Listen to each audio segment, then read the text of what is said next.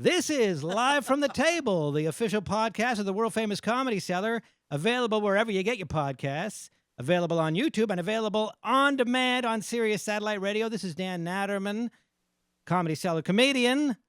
I'm here with Noam Dworman, owner of the Comedy Cellar, the ever-expanding Comedy Cellar, here with Periel Aschenbrand. Before I introduce our guest, I would just like to say that, we often discuss Israel and Ukraine on this podcast, and people often ask me, Dan, this is the Comedy Cellar podcast. Do you ever actually discuss congestion pricing? And yes, we do.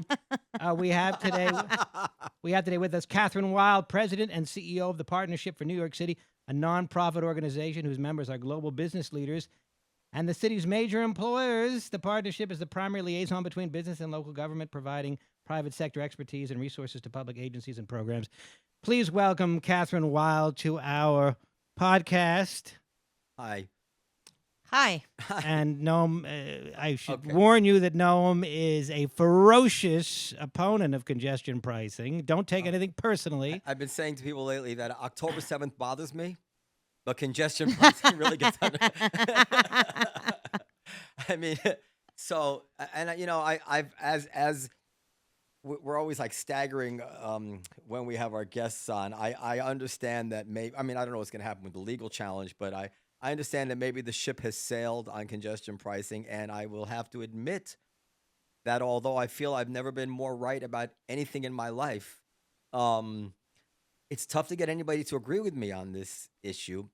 But I saw you variously online, and you seem like a very bright and not some beatnik hippie that hates cars or something like that. So I said, well, this is the kind of woman that I like to speak to find out where I'm going wrong on congestion pricing. So welcome to the show. Thank you. And before I get to that, Dan, did it very quickly, but you have a very impressive resume and a life of accomplishments. So tell everybody, what the various things you've done in your time. Well, the partnership was started after the city's fiscal crisis at the end of the 1970s, and I went to work there in 1981. Forward to New York, what was it? Drop dead. Drop dead. Forward to New York, drop dead. And we feel a little bit about that same way today. Trump to New York, we're not sure, but hopefully it's not drop dead. Only drop dead congestion pricing. So I have been there. We first worked on rebuilding affordable housing in the neighborhoods of the city that had burned down during the 1970s and 80s. And then we have worked on a series of efforts to bring on the new economy, the innovation economy, helping build Silicon Alley in New York City. You were against throwing Amazon out of We were very Queens. much for Amazon bringing its HQ to headquarters here to Long Island City. We were disappointed when they left, but today you can't beat New York. Today, Amazon is probably the largest private sector employer in New York. So they grew here despite themselves. AOC must be really bothered by that. What presence do they have here, if not their headquarters? Well, they have huge operations. Their AWS activities are here. That's their web servers and stuff. Okay, oh. And obviously we are the largest market in the country, and so their whole marketing system, e-commerce system, deliveries, et cetera, are here. So they've got a lot of people. They're a very important contributor to the city. But they also have a store in Soho, right? Well, they do have stores and local drop-off spots, but they're a very important employers. But it was terrible that the headquarters, or it wasn't going to be the only headquarters, but one of their. It was a very important signal to bring one of the West Coast big tech companies to have their headquarters come to New York, and so we were disappointed to lose it. But as I say, things work out for the best. This is, and we'll get to congestion pricing. This is always something, a problem with the. It's human nature, but I think it's the liberal mind, but it's human nature in general, which is that the future is going to happen somewhere.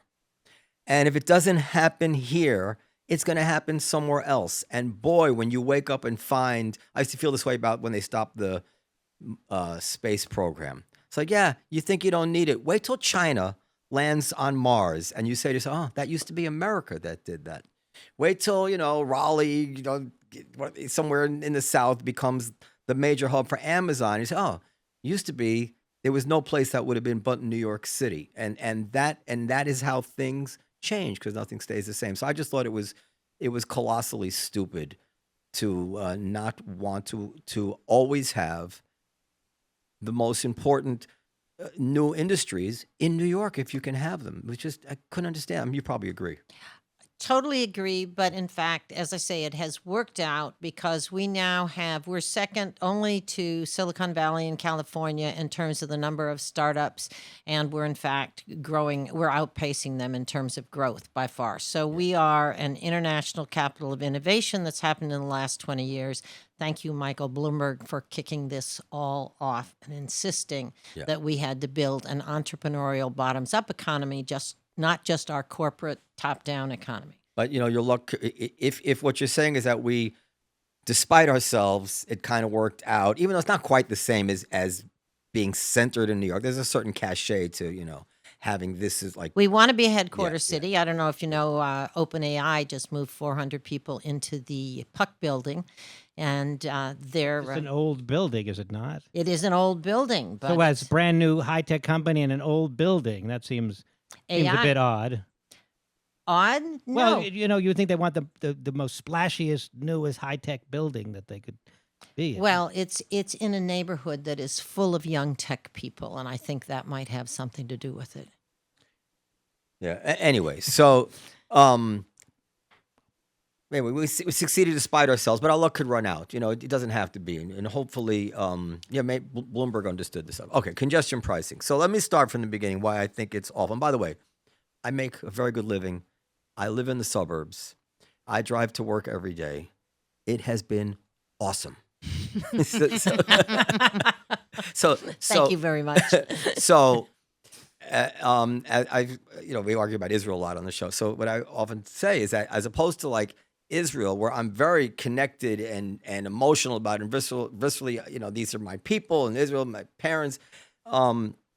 So I would have to understand that I have an emotional stake in that issue that could cloud my judgment.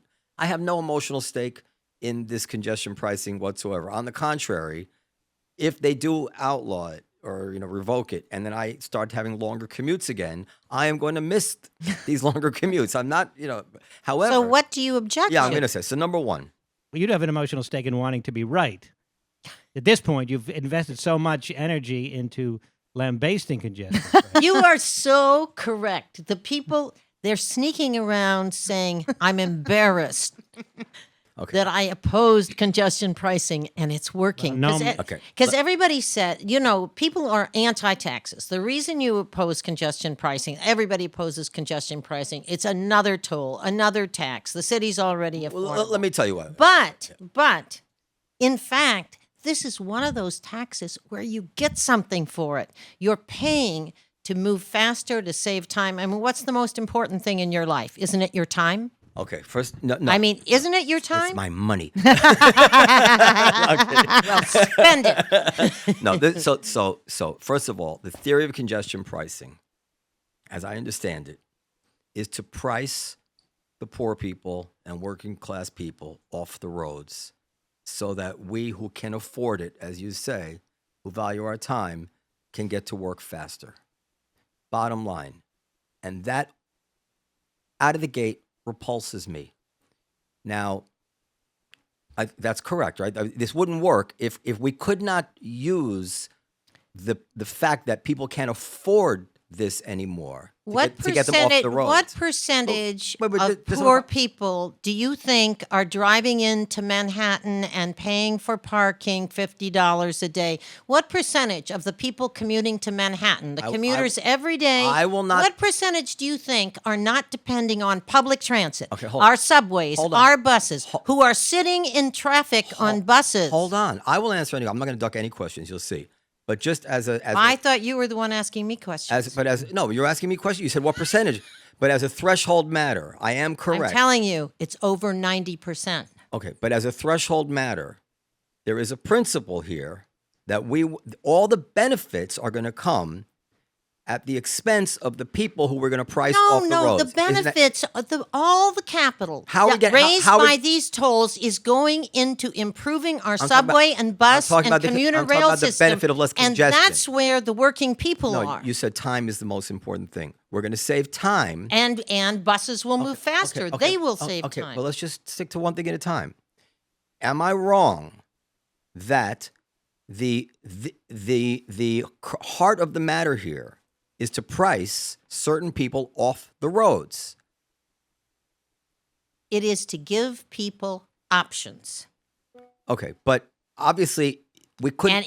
Nobody would have expected congestion pricing. Congestion pricing only was believed that it was going to work because we calculated that a certain number of people will be priced off the roads. Otherwise, the traffic doesn't clear up. Well, first of all, a large part of the revenues are coming from trucks. So it's delivery vehicles. Why is traffic moving more quickly? Why is traffic? Because we've taken 3 million cars off the road and trucks Did they go off voluntarily? They went off because they couldn't afford it. Yes, absolutely voluntarily. Absolutely voluntarily. If they can afford to drive into Manhattan and pay $50 to park. First of all, that's a myth. They're not paying $50 to park. They're not? No. Okay. Where do you park? Okay. This is the thing. And you have a parking placard like the government employees? Hold on. With all due respect, I know a lot of people, and Tiana, actually, our engineer told me this too. So this is a story, give you an example in my own life. Well, I have a woman who works for me. These are just vignettes, who's 79 years old. She lives in the Bronx. She has to take a bus from her apartment to the closest subway station. She drives into the city at night. She has no choice. I have to give her, obviously, a raise for her to be able to afford it. She can't afford another couple $1,000s a year in after-tax money. My wife. Where does she park? She parks in. She was parking on the street. There's parking on the street in the Village. I have another musician, employee musician. Not for long. Has to lug his big keyboard to work every night. It's not convenient to walk to the subway. He lives not near a subway. He drives in. He parks on the street. Everybody I know who drives parks on the street. My wife used to work in the hospital. She was a single mom. She dropped her kid off at school, go to work at the hospital. The hospital has parking for the nurses and techs and all that stuff, or they provide them something. Which they pay for. Whatever it is, it's part of their. The nurses pay for. Maybe they do. I don't know. Maybe they pay for it. Maybe they don't. But this was her day. So she'd go and park. Then she would go to pick up her son at after school daycare. Then she'd go do some shopping. She lived in Staten Island. There's no subways anywhere near. I can tell you these stories all day long. People who work for me, and the principle is to get these people off the roads. Now I'll tell you that obviously, driving a car with the insurance and the cost of the car and parking and tolls is already quite expensive. So if it was something that was not very important for these people to already have been doing, they would have stopped already. But that's a fallacy. Well, that is a fallacy. It is a function of habit. And it's a function of, in some cases, not having a good enough public transit system so they feel safe, comfortable, and reliable. Did we provide them with that? And the reason for raising the toll is to pay for a transportation system that is more adequate What year do you project that transit system will come online? It's constantly coming online. When do you think right now they're when buying do you think the people I know who live... Can you bring up that slide of the transportation deserts? Let's bring this from the New York Times. When do you think the people who live in the Bronx, elderly people, all sorts of people, can you make it big? Will have a clean, safe subway 2 or 3 blocks from their house? This is from the New York Times. Many do right now. These are the areas in New York, the pink areas, 15 minutes or more, and some of them are quite a bit more from a subway station. Now, all these people drive. What are they supposed to do now? Staten Island has a good case to make. No, look, and Breezy this Point, place, Queens, Brooklyn. Look at the map, all over the place. No, those are not transit deserts. Well, this is according to the New York Times. Those are where you don't have the close proximity to a subway, but they all have buses We've looked at But the if time entire is so valuable, you got to take a bus to the subway to the this, and then from wherever you land, maybe you could end up paying much more time. And we do need to improve our transit system, which is why we're raising money. How long will it take to have give that? you an example, Why can't you answer me? If someone lives in Staten Island or any of these transport, Why did you have me on if you're the expert? I'm asking. I'm not. If I was the expert, I'd tell you how long it would be. I'm asking you to tell me. Will it be 10 years, 15 years, 20 years? When? It's happening every day. And every day that we're not raising funds and supporting the MTA, we're setting ourselves backwards, which we did for a number of years. And I don't know when you started riding the subway, but I started in the 1960s, and it wasn't very pleasant. It's gotten a lot better since then, but that's because we've invested. And we've invested 44% of the revenues for the transit system come from taxes on business and real estate. All right, let me ask. 27% comes from the fares that people pay, which now go up on a regular basis every few years. And those are the low-income working people that are really needs our support. And finally, only 13%, prior to congestion pricing, only 13% was coming from the tolls from people who are upper income. They earn well over what any of the average subway riders make. The upper income people that were driving in and not paying their fair share. This slightly raises the portion of the subway costs and the transit costs, the commuter rail costs, slightly raises the tolls for what they pay. It is, in fact, a reasonable approach to trying to make the city better for everyone. Okay, so let me ask you a few other questions. I'm not going to get any answers. So can you bring up the slide which says Saturday Jersey and Sunday Jersey? Let me ask you. I'm going to kind of go to a different question now. So I have questions about the policy even within its own concept. Tiana, bring up the Saturday Jersey. Tell me. See. Because it seems very ill-conceived, even when it's. Can you make that bigger? So this is Saturday afternoon from Jersey, and people who were. This is the most marked changes. Actually, you can see on the congestion price tracking, the Holland Tunnel. Saturday, it really peaks in the mid-afternoon. A huge drop in traffic. People coming from Jersey to visit, obviously Manhattan.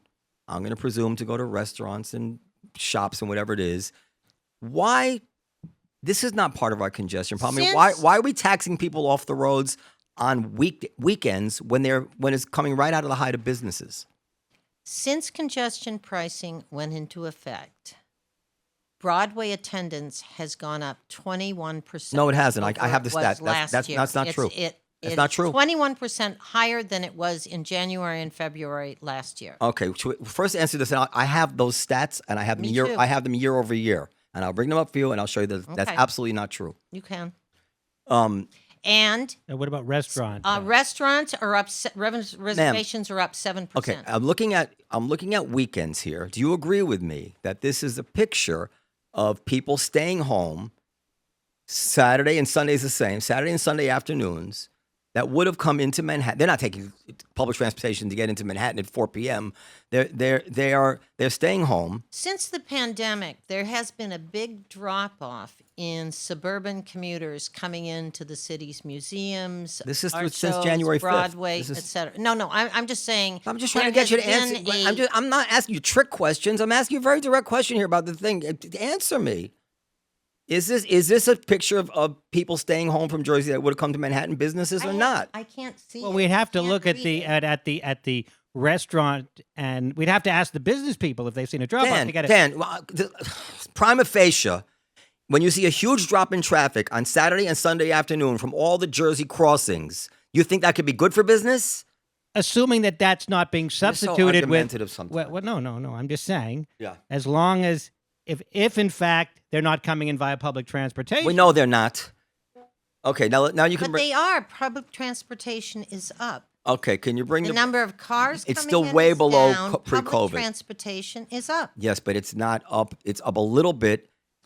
If you think that people who live in Jersey, where there's no subways in Jersey, are going through that arduous trip of getting on a bus, to a train, to Grand Central, Penn Station, wherever it is, and finally they're making their way to Soho with their families, when normally they would just drive right in and have brunch somewhere. This is fantasy. Fine to say. So I still think it's worth doing. Patrons that have sent it up. Can you bring up Broadway PNG? The numbers are higher.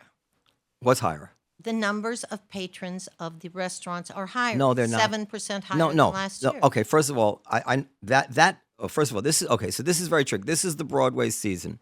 Now I have the Where's this data from? This is 23. This is from the Broadway puts out its stats all the time. This is where the MTA took its data from. So the top one. So what happens is 24 over 25. You can see it is up significantly. What was up significantly from the year before. However, the pattern is totally different. So what you're seeing is that after January, I labeled it wrong. The top one is 24, 25, bottom one 23, 24. After January 5th, you'll see the slope goes way down.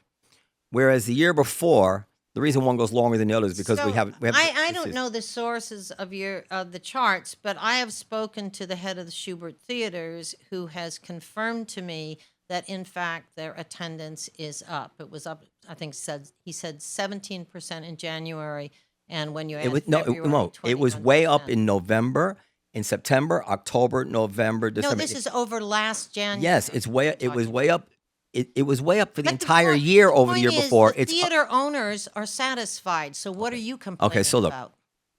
Well, you brought up the theaters. I said they are satisfied that this is the congestion. So these are the pricing stats. Has not had a negative impact. These are the stats. I'm not saying it has had a negative impact or not. Well, what are you saying?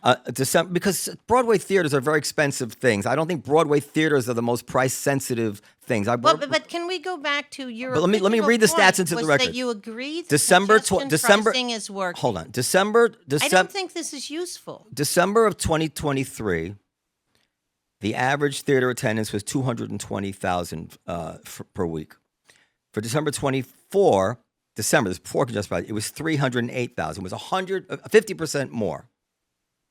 February of 2024, because it's over, was 202,000 averaged, and February of 2025 now was 245,000, a 20% increase.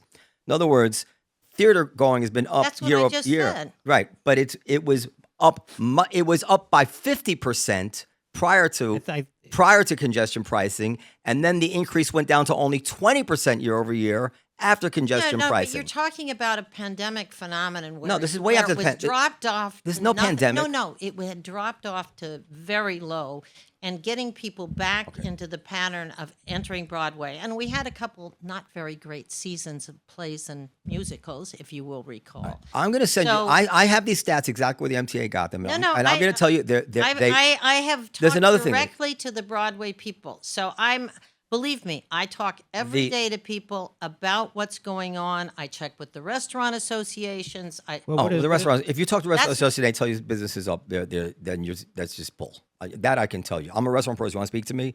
It's not good for business. What would you attribute? Facts matter. Assuming that you're correct and that restaurant attendance is up and Broadway attendance is up, do you attribute that to more people coming into the city? Or a different mix of people coming? If this improves business, maybe we should charge $30. Yes. I in part I attribute that to the atmosphere in the city being better since we've got less congestion, less traffic. More people are out walking, more people on the streets. The pedestrian foot traffic in all the business improvement districts is up substantially since congestion pricing. Cab rides are up 10% since congestion pricing. So people are actually moving around the city in ways that are more efficient. More people are on the subways. More people are on commuter rail.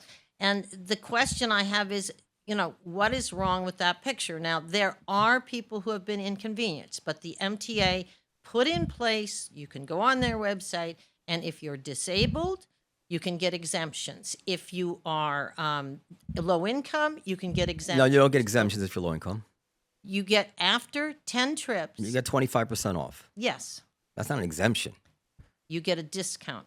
25%. You get an exemption for disability. 25% discount if you go 5 days a week. And emergency vehicles, they've shown that are moving faster. Buses are moving faster. Don't bang it. So there's lots of advantages. When we first looked at congestion pricing and the way the business community got behind this was 20 years ago when Stockholm put it in place. We took a look at what happened.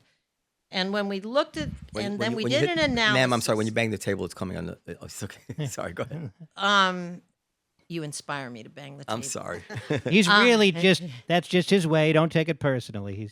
He likes to argue. So we did a study starting back in 2007 to look at what is the economic impact of excess traffic congestion. And what we found was, updated to 2018 when this passed the state legislature, was $20 billion a year in lost productivity and time and excess fuel costs, et cetera, in the region. So the revenues from congestion pricing are about $500 million a year. That is so far much less than the $20 billion a year it was costing us excess traffic congestion. So just the numbers make a compelling case, particularly for businesses. But if you don't care about the impact on working people who have set up their lives in places where it's not convenient to take the subway. Well, but she did say that they're already taking steps to ameliorate that. And I asked, when will that ever? When do they expect that to go online? It is coming online. The governor announced in terms of Rockland County. I don't know where in the suburbs you live, but in terms of Rockland, she announced improvements. Metro North is now going to come into Penn Station within the next 5 years, and so you're going to have the options of both. Yeah, but I also have to get a subway. I also need a Metro North station near my house. Well, you can park. You can drive there and park. No, I don't know. My town doesn't have a Metro North station. We don't get any parking permits. Well, some town up there does. Some towns do. Some towns don't. But it can't be too far. But the people who move to my town. It's closer than driving to the village. The people who moved to my town understood, well, I'm going to move to a town that doesn't have a train station. I'm going to drive. And now they're going to raise it to $20 extra to drive in. And they say, well, it's for your own good. But if you drove to the nearest train station, which is what I did many, many years ago. But that's not it's not saving time. That's for sure. It's not going to say if I had to drive to the station, even if I get parking, hopefully find the station right at the right hour. Arrive at Grand Central Station, get out, get a taxi or a subway, way longer than driving in. Do you ride a bike? Ma'am, I'm 62 years old. I'm not riding a bike to work in the wintertime. Come on now.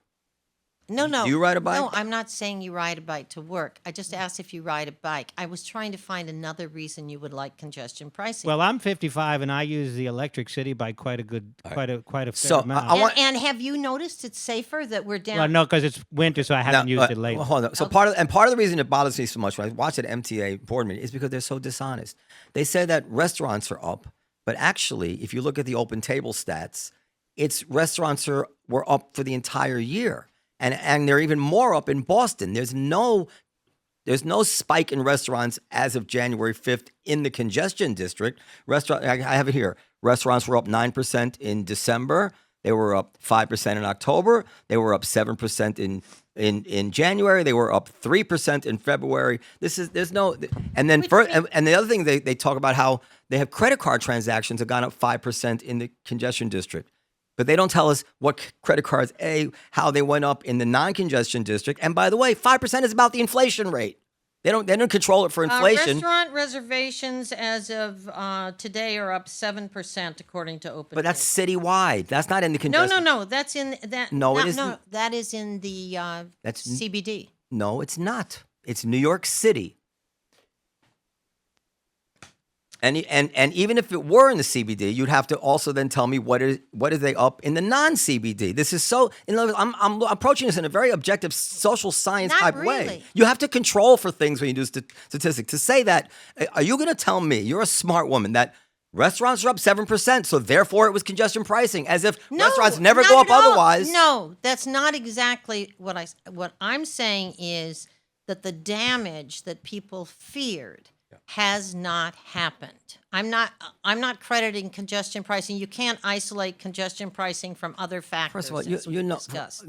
so I don't know what the damage will be for open table type restaurants, but obviously we know that the way economics works is that people also substitute. So if it costs you more to get in someplace, you may order something less expensive. I mean, when you start drilling down, you have to know, as I said, how are the restaurants doing in the non-congestion? There's so much to know about rather than just kind of. But you're ignoring what I said before about the cost of excess traffic congestion and what that costs. My reservations, especially our overflow, are down in the last couple of months. Now, if I told you that's because of congestion pricing, you'd say, you don't know that's because of congestion pricing. And you'd be right. Okay, so you're conceding that we really don't know right now. We don't have sufficient. I'm only answering their claim, and then they claim that credit card transactions are up, but they don't ever tell us what's due to inflation. Costs are through the roof.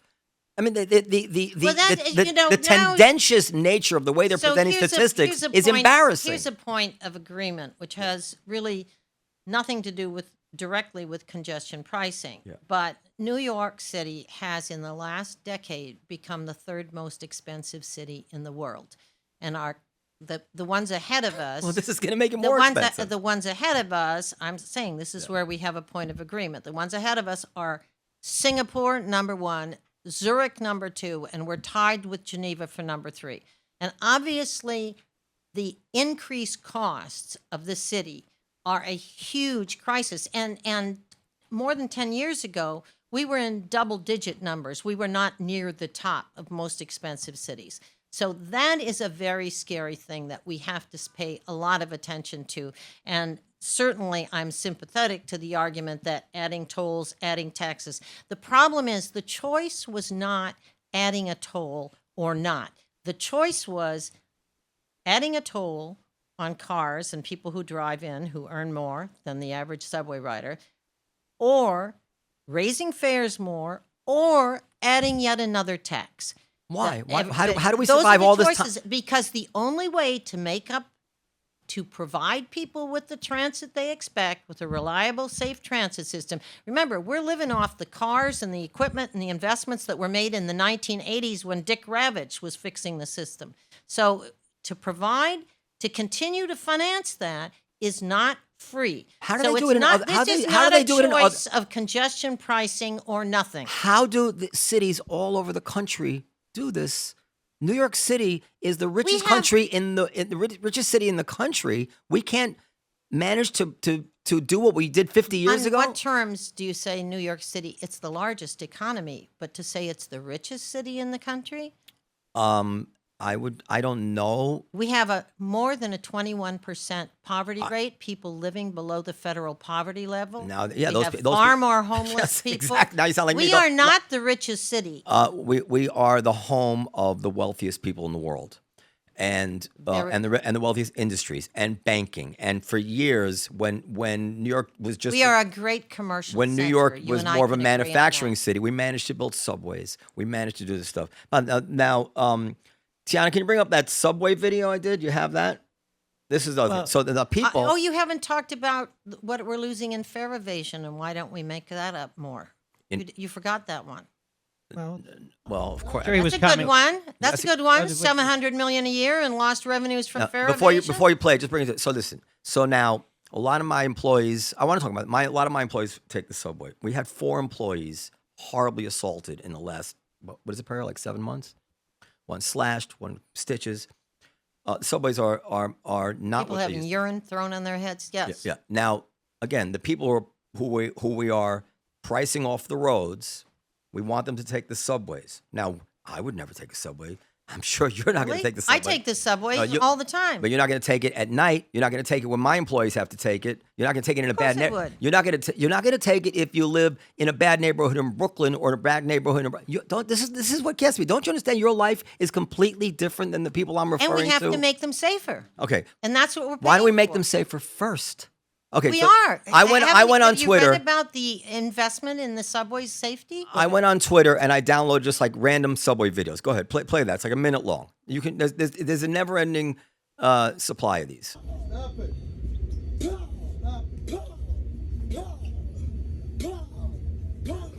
I think we watch.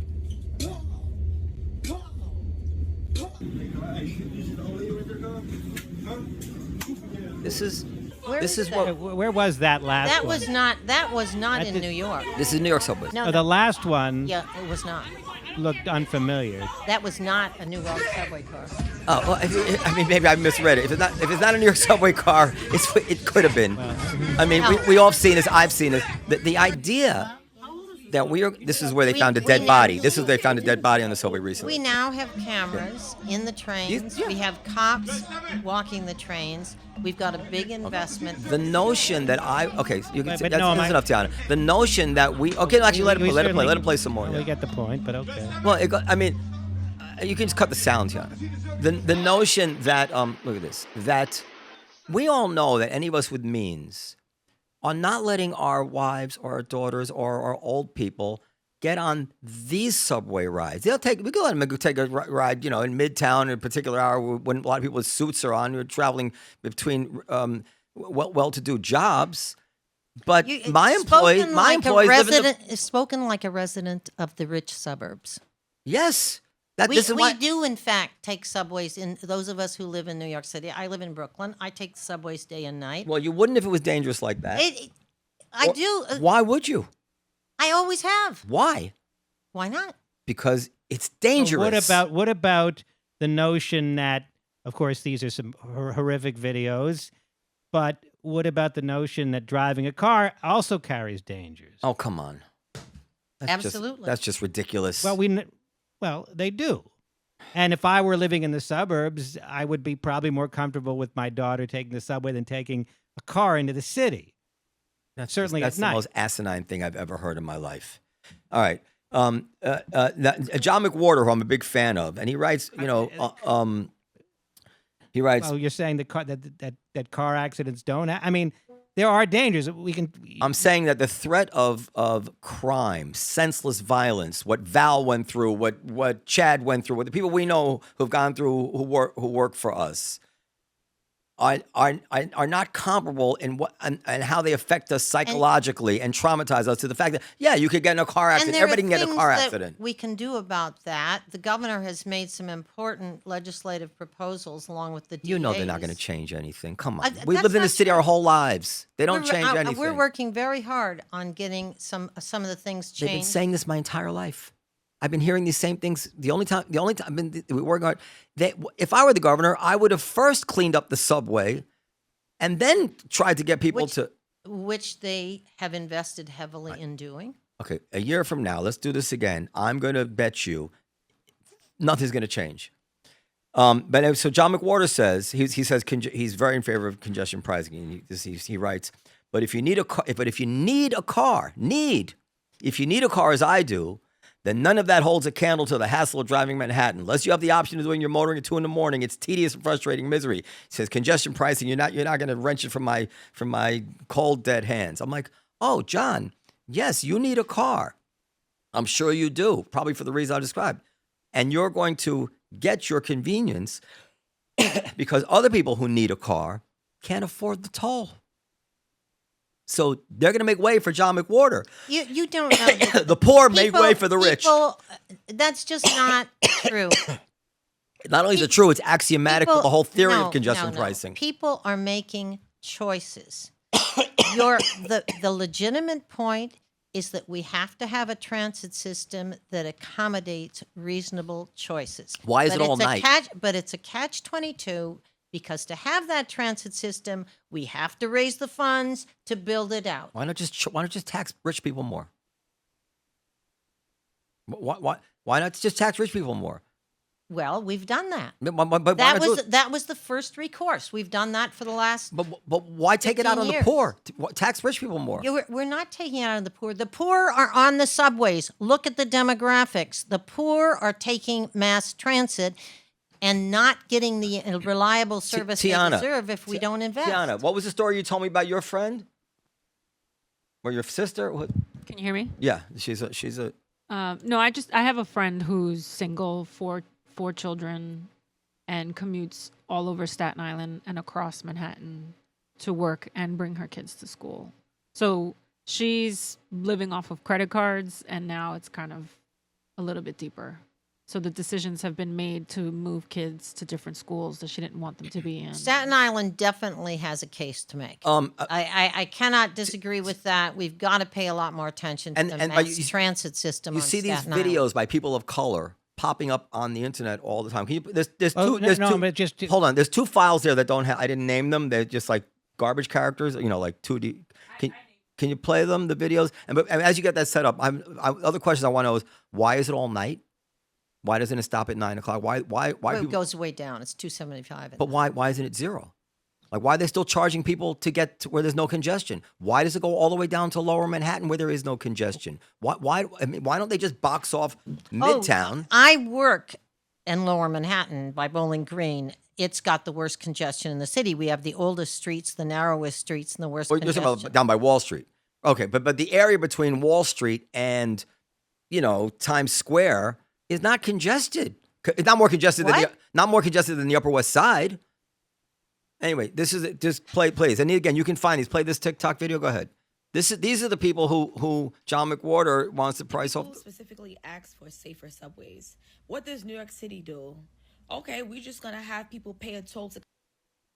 Yeah, just turn it up. I shouldn't say John McWhorter. These are people that Is people she making of a the point McWhorter position. that you haven't already made? One second. You need to put the headphones. Okay. No, you should listen. Put this in the headphones. You don't even want to listen? Well, I think, Noam, you probably already made her points, but if she makes Dan, what is the matter with you? Well, I'm not allowed to talk. When I talk, I you get can talk, but hollered at. Whatever point you make, I never get that tone with you. You can talk, but what you're doing is trying to hold my as fire. As opposed to when you go, when I make a point that you don't like. You're not making a fucking snoring noise. You're not making a point. You're trying to prevent me. I'm saying she doesn't want to listen. Whatever this young lady is saying on the TikTok video might be something you've already addressed. If not, perhaps she'll listen. Can you play it, I don't Tiana? think that's so outrageous that it deserves that level of a reaction. Can you play it, Tiana? These are the people. The Trump administration has put out for safer subways. TikTok. What does New York City do?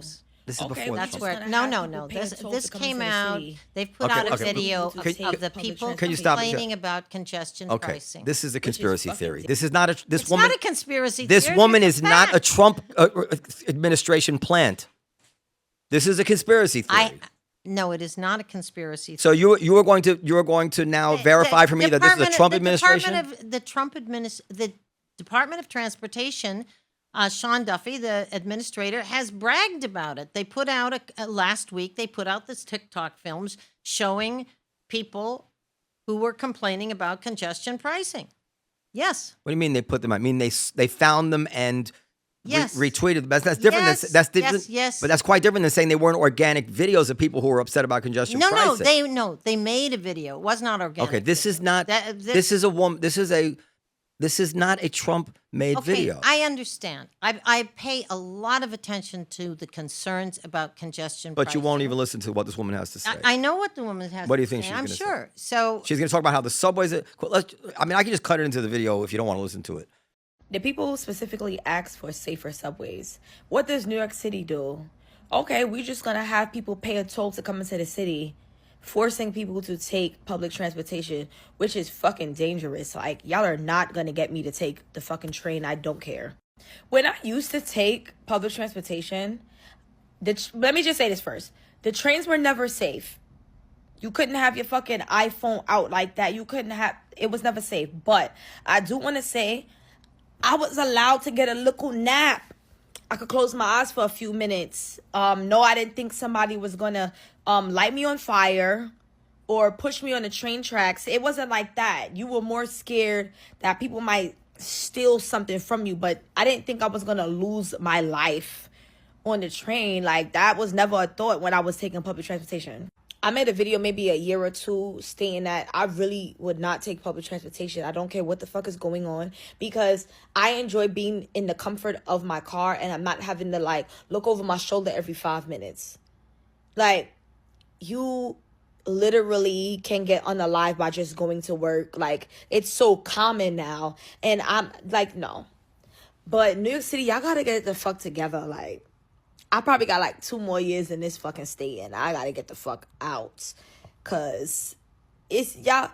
And even though I make the money, I don't want to pay for these things. What the fuck is going on? I want to know who approve this new fare congestion fee to go into Manhattan. We already have to pay a fare to go over any of the bridges, any of the tunnels, and now we're paying another fare to be just there under 60th Street. I'd rather walk from my house in Queens to Manhattan than pay that $9 fee. But there's a number of women, just like Tiana's friend, who say, I'm not taking that subway, it's dangerous. I'm not walking home from the subway because it's dangerous. I got my kids to drive around. I got my this. There's no subway near me. There's old people. I mean, this is why I know that, because somehow in the most liberal city, all of a sudden, everybody's thinking like a Republican. In any normal other issue, such a regressive tax that was designed to price people out of driving to work. It's not a tax, it's a user fee. Such a regressive user fee would be considered something that the rich people want. It's like the rich people want to get to work faster. So let's charge the poor enough money so they won't drive. The poor are on mass transit. You're missing the whole point. Then who is getting? Poor people are not driving into Manhattan to work. Then why do we have less congestion? Why? Yeah. Because people are making different choices. Who? Rich people? Some. Some, yes, some. But all sorts of people are making different choices. You can't admit to me it's mostly people who can't afford it. Many of the vehicles, and especially the trucks, that were coming across, that had chosen to come across Manhattan, across Canal Street, because it was so much more convenient and cheaper for them, are now going around because they don't want to pay the fee. You're contradicting yourself. You just finished telling me subway ridership is up. Who are those? Yeah, so no, those aren't truckers. I'm talking about truckers. Right, but I'm saying truckers. I think if I could summarize, some number of poor people or middle class people or working class people are being priced off the road. A greater number, hopefully, are benefiting from improvements in mass transit. Then let's just charge the trucks. Then let's not charge the poorer people. Well, your point about why not just tax the rich, I guess, is a valid point. We already did that. Can't we admit what that wouldn't do? Can't you admit that at some point part of this theory rests on the idea of pricing people off the roads who can't afford it? Can't you admit that? Or who choose not to? Or who choose not to? Yes, because they're cheap. It's not because they're cheap necessarily. It's because we give them a good option. What's the good option?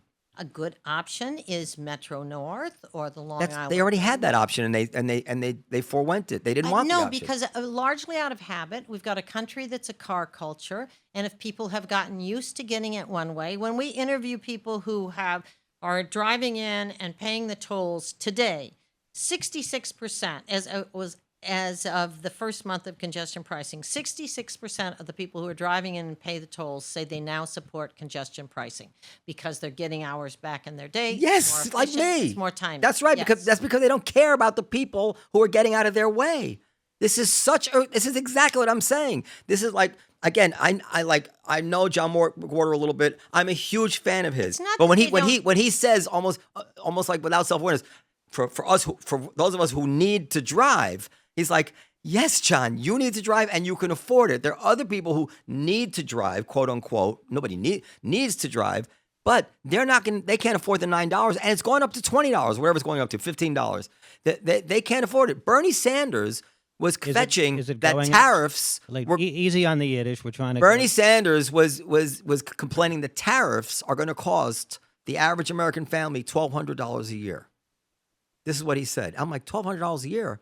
That's less than congestion pricing is going to cost each driver in the family. And it's like, so from a liberal point of view. And what are they saving on gasoline, time, getting to work on time? What are they saving? I don't. First of all, see, that's what you're missing. No. First of all, you're assuming they're going to get. You're assuming they're going to get to work quicker, and I think that's absolutely not true. But it has proven true.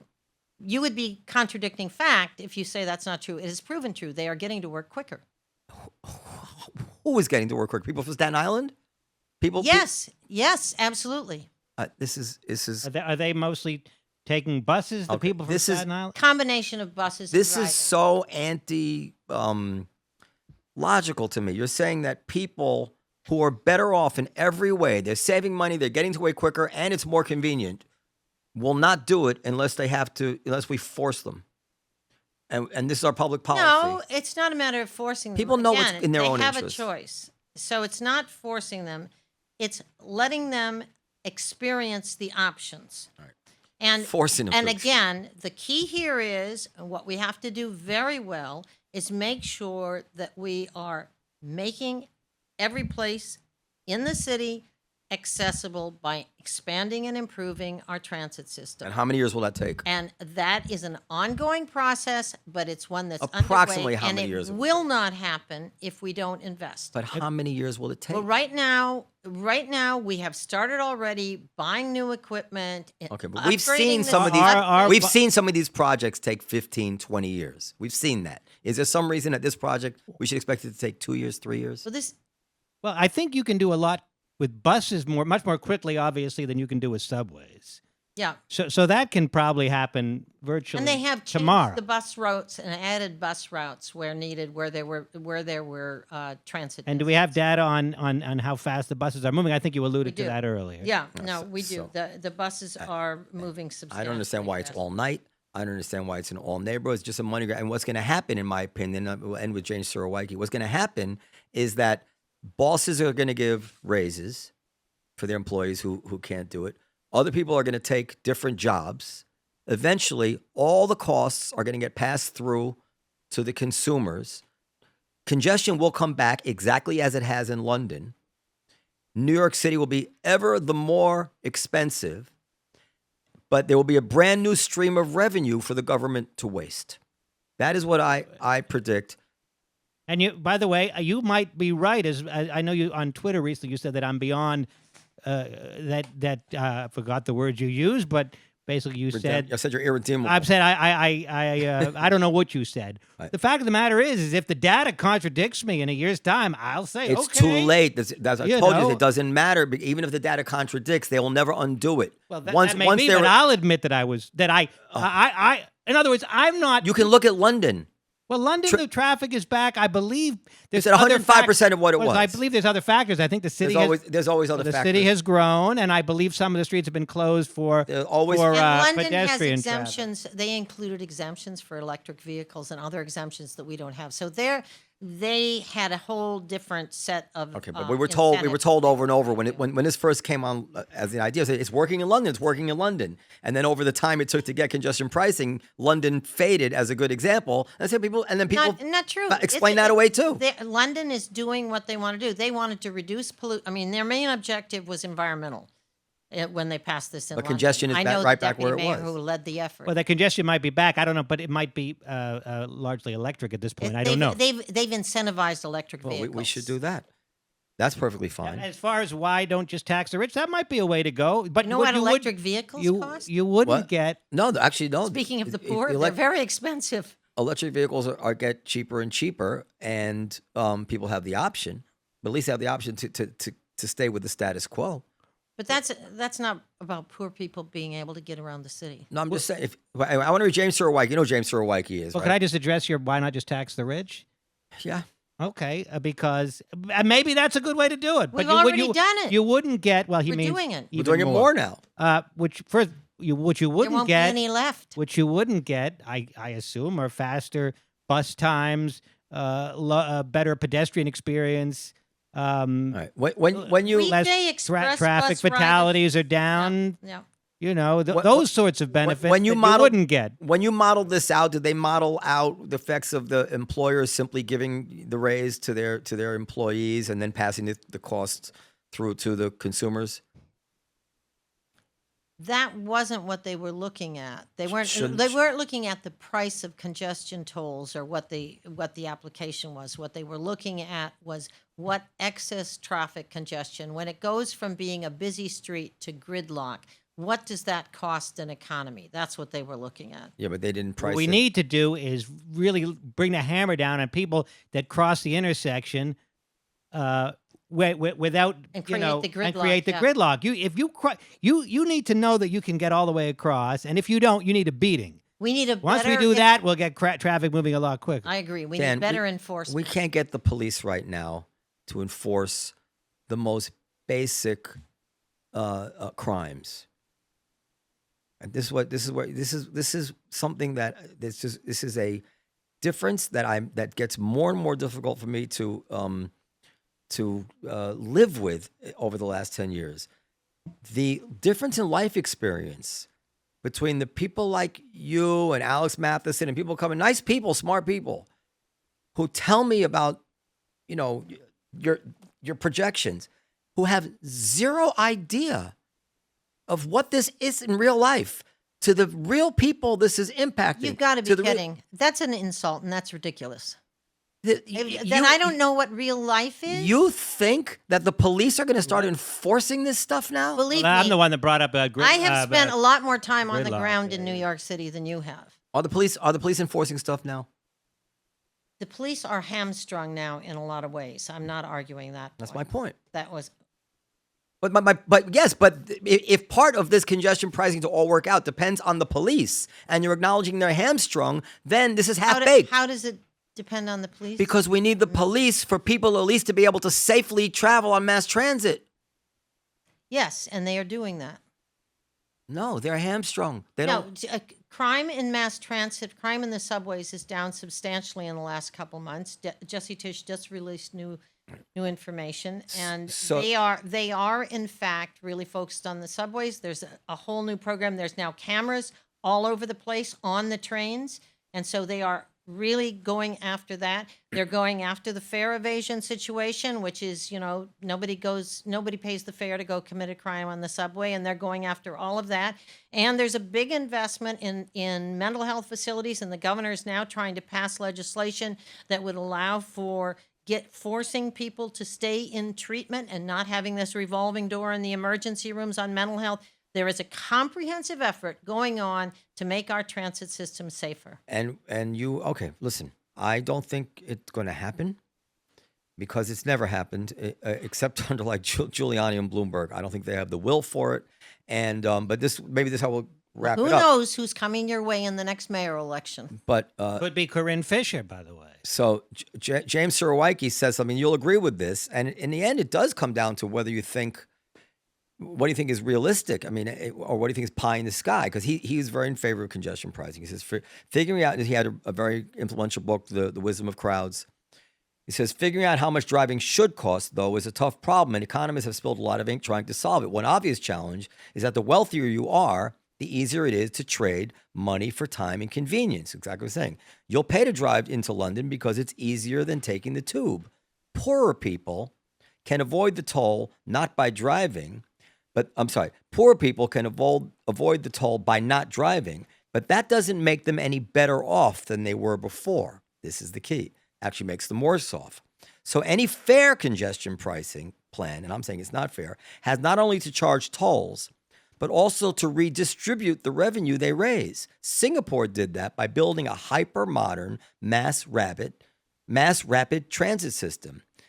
And Livingstone's plan for London similarly involves spending hundreds of millions of dollars on public transportation. And it goes on and on. Exactly. So sure. It's dedicated revenues, and our revenues by law are 100% dedicated to improving the MTA. Now, I'm saying, and this is where the rubber hits the road, I'm going to guarantee you that 10 years from now, we are not going to have any new hyper-modern mass rapid transportation system in New York City. And therefore, by Surowiecki's own logic, it is unfair. Well, but if you believe this is going to happen, I mean, there's no even approved plans for some hyper modern transportation system in New York. They're talking about some elevators here for the handicapped. They're always tweaking, but there's no new subway line that's going to. Have you been on the 2nd Avenue subway? No, I have not been on. Well, I'm just saying there are in fact plans for new systems. The inner borough going between Brooklyn and Queens, which is a route that we really need. We have new centers of employment and economic activity throughout the borough and the region. And we've got to build transit to fit to that. And we've got to be able to afford that. And we're tapping all sources. We're tapping rich people. We're tapping business. We're upping the fares.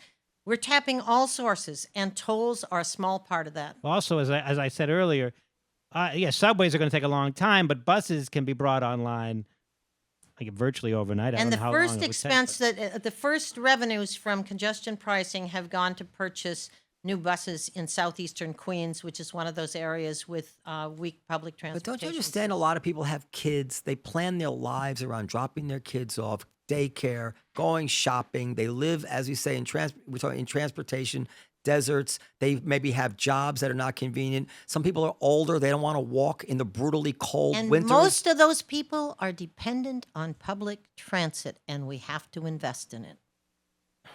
No, they're not. Okay, the Second Avenue subway took. I think The Second Avenue subway was conceived in 2007. It took 10 years. 2007. Yeah. Try 1907 or I'm sorry. They started building it in 2007. Was restarted in 2007. It took them 10 years to complete phase 1. Phase 2 is planned to be finished by. You want to guess, Dan? phase 2. That's Yeah. going up to 125th Street, I Yeah. believe. Yeah. When do they? This is how long they plan to take it. 2030. 2032. That's why I'm calling bullshit on the whole thing. Like this is a long planned thing. 2032. The people that you're talking about are going to benefit from this. They're not going to benefit. They're going to be old by then. They're going to suffer. they're benefiting as right now. The MTA has already bought new buses for Southeast Queens. The benefits are starting to come now. There are very few things that you pay taxes on where you see that kind of return on your investment very fast. What would 5 years from now or a year from now? What statistical measures would cause you to say, "Uh-oh, this may not be working as I thought"? If traffic gets worse. If traffic comes back. If traffic gets worse. I was worried when we had recommended a fee of $15. The governor insisted that was too much sticker shock, that we should lower it. She was able to reduce it, still meet the terms, and reduce it to $9. I was very worried that when it got turned on, the $9 would not be enough to reduce traffic. And so I was very relieved when, in fact, it made a significant reduction. When she said she was suspending congestion pricing indefinitely, in her inner circle, they knew that wasn't true? No, she did. She did suspend it without a date certain of when it would come back. No, but indefinitely doesn't usually mean till the day after the election. I mean, obviously, this was calculated, right? It wasn't just by coincidence after the election. Oh, I revisited. I think it's a good idea. They were trying to. You agree? They were trying to avoid the election, right? No, I spoke to her when she paused it. She was very concerned that the best we had been able to come up with, I was on the mobility board that came up with the pricing, that the best we had able to come up with was $15. And she felt that was a real burden to start out at $15. She said, can't we bring it in? She could have lowered it to 9. She could have lowered it to 9 then. And well, it took time because it was a negotiation with the Federal Department of Transportation, because they had approved one set of circumstances and they had to refigure everything. I think it's been reported factually that they paused it because of the election. I think that's actually been the governor has never said that. Yes. That has been an assumption, a political assumption, and it I certainly would have made sense. I think people have sources close to the governor that have. Yeah, no, I know that, assumption. but the governor has not said that. Right, but we know a lot of things about our leaders that they don't admit to, but they're verified by reporters and journalists. Well, my original point was that I was concerned at that point that it was too low a number to work, but in fact, it has worked. But you knew it was coming back. Yes. Well, I knew that she said this was a pause, was the word she didn't say pause. used. She said suspended indefinitely. No, she said this is a pause. No, she said suspended indefinitely. She said both. Well, she said both. She said, I'm suspending this indefinitely without a date certain. And then she said, but this is a pause. When asked in that same press conference, she said, this is a pause, and we will review it. We'll see what we can do and see if we can bring it back. And I had that conversation with her afterwards, reinforcing that it was a pause to figure out a better solution. She came back with that, got it approved by the feds, and was able to put it in place. I think it's a crazy. All right, I get. Listen, you're as good an advocate for it as there has ever been. I Nobody wants it. It's like we don't care about the people who are priced off the roads. That's fine. That is absolutely not true. We are doing this for the people who don't have the resources to drive into Manhattan every day, who have to come into Manhattan, who don't have the resources to drive to their job at a hospital in Queens. We're doing this to improve our mass transit system. But we understand, based on every bit of common sense and previous experience, you're talking about 15, 20, 25 years for this stuff that you're talking about. No, you're not. They're built. improving the signal systems as we speak. Improving is not. You're talking about an overhaul. You're not talking about improving. You don't bring a subway closer to somebody's house by improving. We have a very good system. We have added the express buses. I have one that stops in front of my house. I don't have a subway within 20 minutes, but I have an express bus that stops in front of my house. Well, if I walk fast, it's 20 minutes. So there, we are making those improvements now. You're too cynical about what's happening. Because I know people this affect. Like just one example, like an old woman has to take a bus to the subway to work at night in Manhattan. And by the way, she wouldn't have to if they just would take the charge off in the evening. Or if you'd raise her salary. Yeah, that's right. Or if I raise it, but not everybody will raise salary. But I'm saying the theory of if I raise her salary, then I got to raise my prices. And then it just makes Manhattan more expensive. And many people I know many people have already gotten their salaries raised by their bosses for whatever it is. Well, as I said before, we agree on the affordability crisis the city is facing. And that's something we have to do something about. Absolutely. There's nothing can be. But one of the things we do about that is we keep subway fares as low as possible for the 95% of people who are dependent on the subways to get to work and on the buses to get to work. We want to keep those fares low, and the drivers who have average incomes substantially higher than the subway riders are contributing to that. From time to time, you might have had this experience. I go to another city like Miami or, just other cities. And I look around, they have transportation, they have running water. Kidding? They don't have transportation. They don't have public transportation. Everybody has to have a car. Well, I don't know about Miami, but they have, you got me there. We have the best public transit system in the country by Leave transportation aside. I was making a broader point that everything costs like 3 times as much for tax dollars in New York as it does in other cities. Exactly. They will have schools and get the same results as New York City schools for $12,000 a student. We have $40,000 a student. They have street lights. Their street lights cost 1/4 what our street lights do. They have hot and cold running water. Our hot and cold running water. Everything to build the Second Avenue subway costs more for us than socialized Europe, France. So this notion that we have to do something about the cost. You got to go in there. It's like, I don't want to sound like Trump. They have to go in there with a wrecking ball. They have to break the unions. There's no like magic way of breaking the costs here. They have to rip the city apart. And they're just putting Band-Aid upon Band-Aid upon Band-Aid you're right. They were all taxed out. Everybody knew they were taxed out. So how else are we going to get this revenue? I got it. We'll dress it up as environmental and congestion, and we'll get more revenue that way. This is just a revenue grab, as demonstrated by the fact it goes all night. There's no reason in the world it should go all night. You could say it's just a revenue grab if it was not improving people's commutes as it is. The rich people's commutes. No, Yes. no. The bus riders' commutes are very much the most improved. Again, why does it go all night? It goes all night because there is traffic 24/7 in New But it's not York. congested. It's much lower. Well, it's much lower at night. Trying to get people, especially we're trying to get trucks to come in and deliver. No, at okay, you night. can see it for the trucks, but why can't every day? Like I have a nightclub. We're open at night. Like our 11, that's actually where we see the biggest fall off is our late shows. You don't want to pay the damn toll to come in to see a show at 11 o'clock at night. Why are they charging people at 11 o'clock at night under the guise of saying to get traffic off it? It's not congested at 11 o'clock at night. Why are they doing that? They are doing that to raise revenues. Yeah. That is correct, but they're doing it at a very low price point by comparison, and they're trying to create the incentive for those who have the choice to come in later at night.